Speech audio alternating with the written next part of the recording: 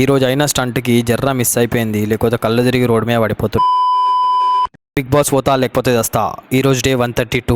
ఈ రోజు విషయానికి వస్తే నైట్ ప్రిపేర్ చేసుకొని పెట్టుకున్న ఓట్స్ అయితే తినేసి సీదా gym T shirt gym pant వేసేసుకొని ఇంత సెట్ అయితే కొట్టేసుకొని బండి తీసి సీదా జిమ్కి అయితే స్టార్ట్ అయిపోయినా. ఇక ఎంత ఓట్స్ తిన్నా కానీ సరే అయినా కానీ సరే ఆకలిస్తుంది అని చెప్పేసి ఒక 2 బనానాలు అయితే కొనుక్కొని సీదా జిమ్లోనే అయితే కూర్చొని తినేసిన.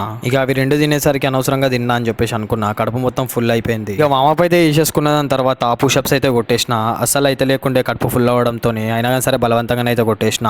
అసలు ప్రతి మండే మనం స్టార్టింగ్ నుంచి ఈ చెస్ట్ కొడతాం కానీ ఈ రోజు నేను బైసెప్ ట్రైసెపే కొట్టినా. ఎందుకంటే కడుపు ఫుల్ ఉండే కొట్టలేకపోయినా. టీ షర్ట్ల నుంచి చూస్తే మీకే అర్థమవుతుంది పొట్ట బయటకి ఎట్లా వచ్చింది అనేది. ఇక bicep calls, dumbbell calls, hammer calls ఇట్లా బార్బెల్ తీసుకొని ఇవి ఒక 15x3 సెట్స్ ఇవి చేసేసి గంట సేపట్లో మొత్తం అన్ని వేరియేషన్స్ అయితే కంప్లీట్ చేసేసుకొని అద్దంలోనైతే చూసేసుకున్నా పంప్ వచ్చిందా లేదా అని చెప్పేసి. ప్రతిసారి పంపును చూసుకొని మురవడమే అవుతుంది కానీ అవి ఇంటికి పోయేలోపు అర్ధగంటల మొత్తం తుస్సు అయిపోతున్నాయి. ఈ ఇంటికి వచ్చేసి టీ షర్ట్ అయితే చేసేసుకొని ఈ ఇంట్లో కూడా కొంచెం బాడీ అయితే ఫ్లెక్స్ చేసేసి సీదా స్నానంకి అయితే వెళ్ళిపోయినా.